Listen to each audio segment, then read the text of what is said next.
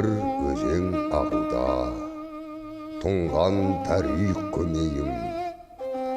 Қобызымды қолға алып, жыр маржанын төгейін. Үнсіз жатқан төбенің тыныштығын бөлейін. Қатпар таулардың қабырғасын сөгейін. Сағым туған сардала, сыр шертісіп көрейін. Көне заман тарихтың қойнауына енейін. Мұңлық, жарлық туралы аңызды айтып берейін.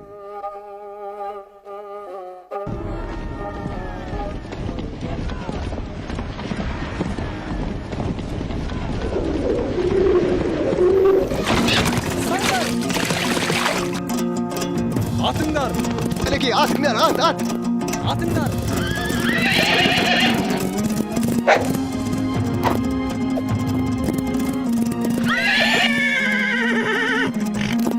Ханем, қараңызшы! Киіктің мүйізі ай сияқты!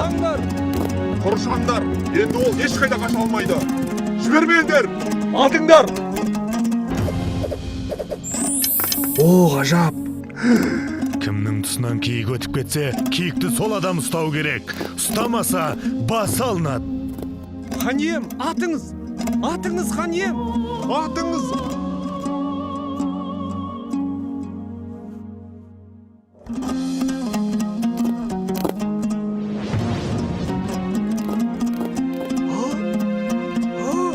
Енді не болар екен? Айтқаным айтқан, өзім қуып жетемін.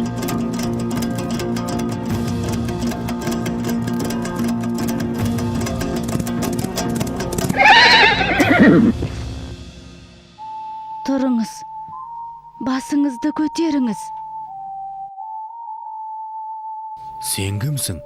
Осы маңда тұратын балықшыңның қызымын. Атың кім? Ханшайым.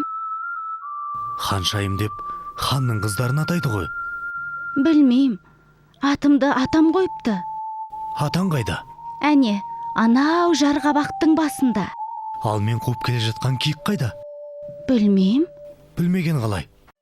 Сен ешқандай киік көрген жоқсың ба? Жоқ. Сонда мен далбалақтап өзім шауып келе жаттым ба? Иә. Бәлкім атаң көрген шығар. Атам айтты, әне бір кісі үйге қарай шауып келе жатыр. Қазақ үйге қарай атпен шауып келмеуші еді. Алдынан шықшы деді. Онда атаңнан сұрап көрейін. Ор киіктің басынан қарғып өтуі, басыңа бақтың қонғаны, осында жетіп жоқ боп кетуі, бақытыңды осы жерден ізде дегені. Бұл жерден қандай бақыт іздеуге болады? Сіз қайғыңызды сейілту үшін серуенге жиі шығасыз. Ол қайғы балаңыздың жоқтығы. Оны сен қайдан білесің? Оргейк айтты.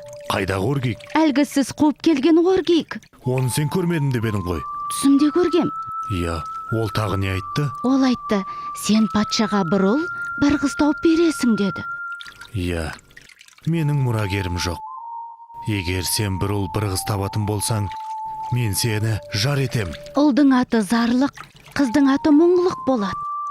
Оны да оргейк айтты ма? Иә. Онда мен саған үйленем.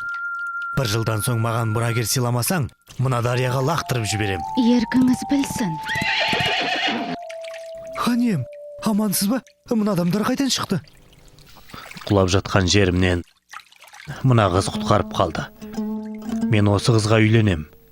Ол маған 9 айдан соң бір ұл бір қыз тауып берем деп уәде етті. Ханем, бұл қыз құдай емес қой. Бұл сиқыр. Бас уәзір, тойғамна кіріс.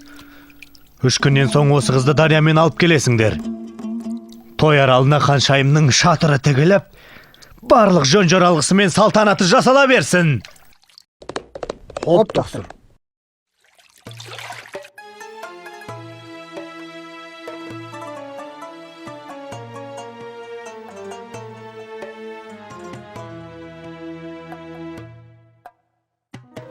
Хан иеміз бәрімізді қорлап, тағы бір әйел алмақшы. Алпысымыз бірдей бедеу емес шығармыз. Хан кінәні өзінен іздемей ме? Ол қыз перінің қызы дейді. хан иеміздің басын айналдырып сиқырлап тастаған дейді. Егерде ол қыз шынымен бір ұл бір қыз туар болса, онда хан бізді біржолата ұмытады. Бәріміз сол ханшайымның күңіне айналамыз. Масқара-ай! Менде мынадай амал бар.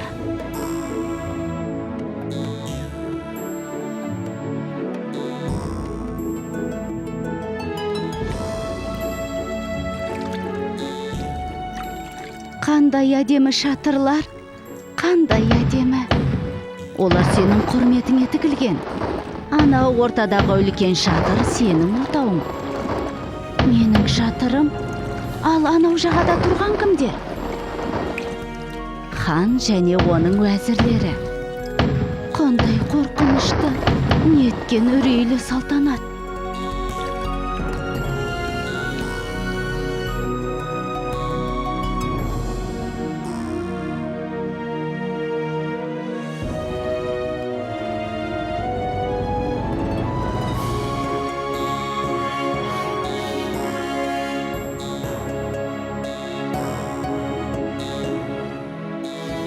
Алпыс әйел ханшайымның қолынан сүйіп шықсан.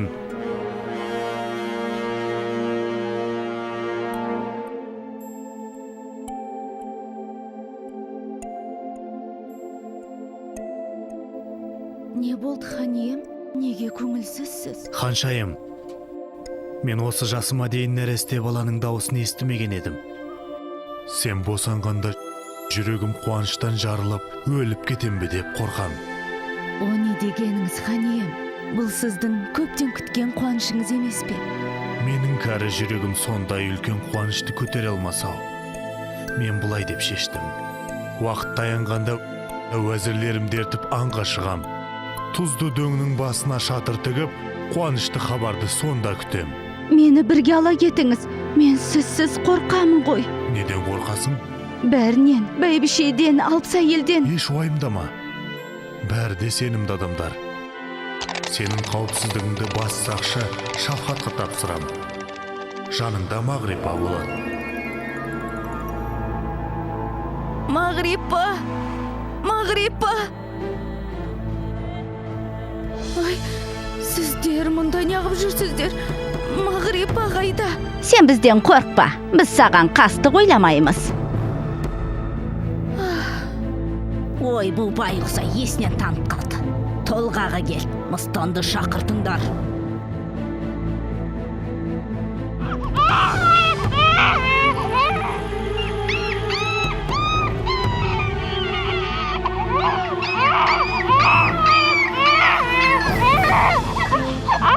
Ал Мыстан шешей, енді мыналарды тез дарияға лақтырып жібер. Қайтып келген соң тағы бір дорба алтын аласың. Ай, адамдар-ай, керек кезінде Мыстан шешей деп қалады. Балаларың қасыңда жатыр. Бейбақ екі күшік тудың, сен масқара. Күшіктерің қыңсылап жатыр ғой, емізбейсің бе? Мен баланың жылаған даусын естігем, сендер қастандық қылдыңдар. Күшік туды, масқара, күшік туды.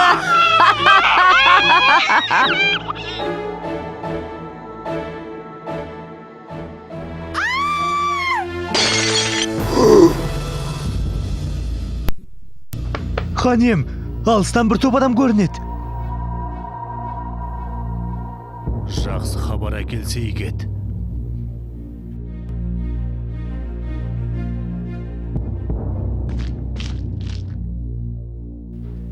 Неге үндемейсіңдер? Шафқат! Ханем, ханшайым екі баланың орнына екі күшік туды. Жұртқа қарайтын бет қалмады, ханием. Күшігі несі? Не естіп тұрмын, Құдай-ау? Сиқыр екен ғой бәрі. Жазасын өзіңіз айтыңыз. Сиқыр. Олайтыр, сен патшаға бір ұл, бір қыз тауып бересің деді. Ұлдың аты зарлық, қыздың аты мұңлық болады. Күшіктер. Жазасын сендер айтыңдар. Өлім. Өлім. Өлім. Олай болса, Ханшайымды екі күшігімен жолбарыс пен жыртқышаңдар мекендейтін қайтпас аралына апарып тастаңдар.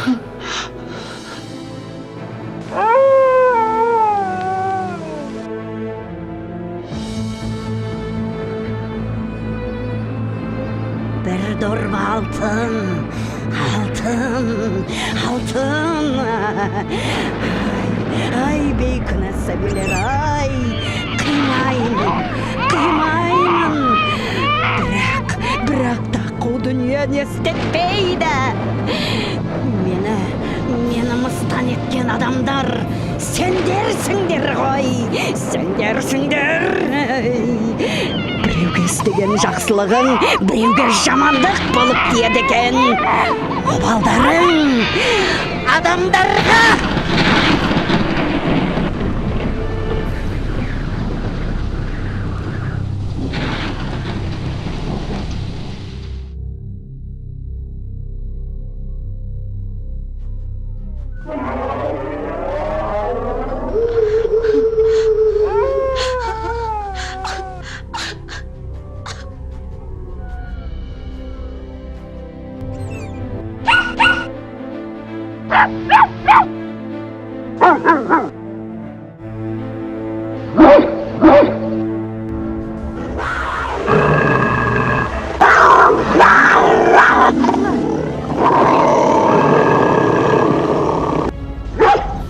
Ей, Арланым-ай, мені қорғаймын деп талай жараландың ау.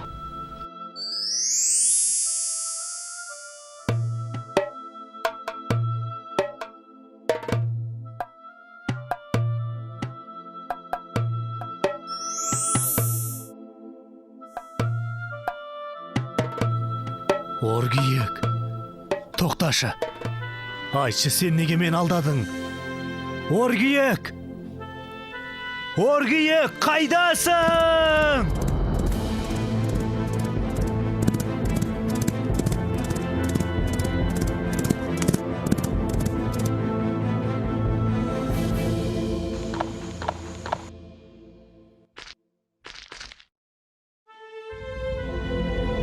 Ашыл мүлдем, ашыл.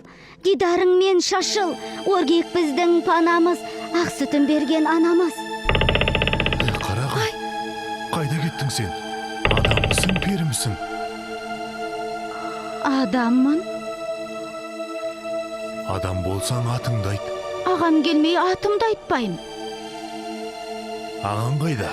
Ол алыс сапарда. Мен соның жолын тосып жүрмін. Онда не қып жүрген жансыңдар?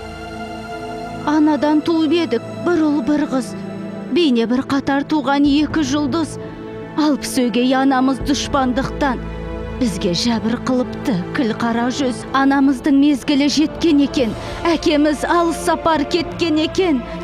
Алпыс қатын тілімен суға тастап, мыстан кемпір дұшпандық еткен екен.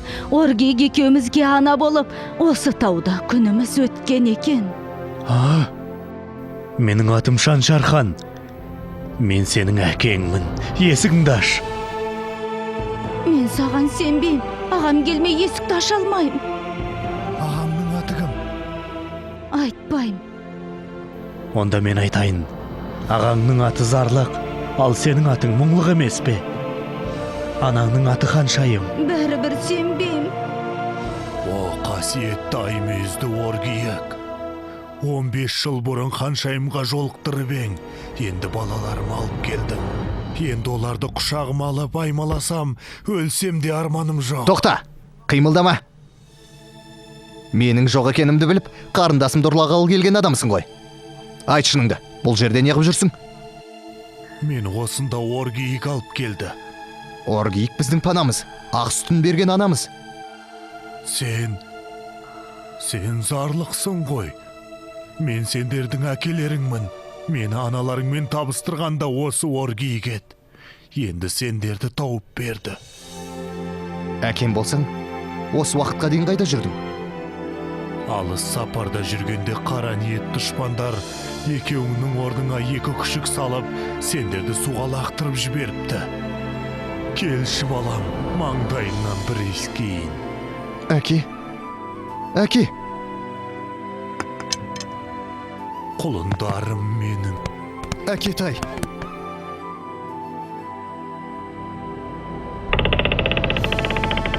Әке, Құлыншақтарым менің. Құлындарым менің.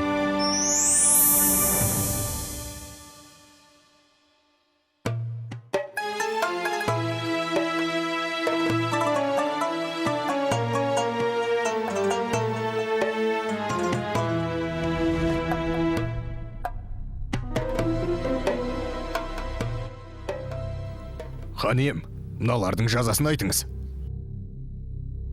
кешіре көріңіз, хан ием. Ханшайым, кешірш бізді. Бізді өлтіре көрмеңіз, бәріне кінәлі мынамыздан. Сендерге ешқандай кешірім болмайды.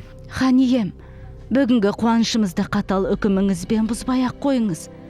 Бұларды мен 15 жыл бойы қорлықпен өмір сүрген қайтпас аралына жіберіңіз.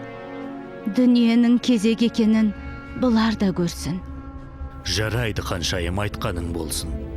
Әкетіңдер мыналарды. Мені мыстан еткен адамдар сендерсіңдер! Сендерсіңдер!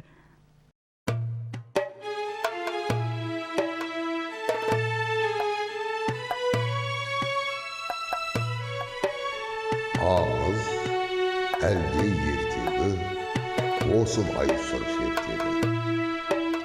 Шаншархан мен ханшайым мұңлық зарлық кешегі сағасында арыстың өткен екен деседі. Туған жердің тарихы жүрсін әркез ойында, аңыз түбі ақиқат екендігін мойында. Ескі зират әлі тұр Сырдария бойында. Ақ пен қара күресі бітпейтіні жайында, сабақ алып жас ұрпақ ақылға сап пайында.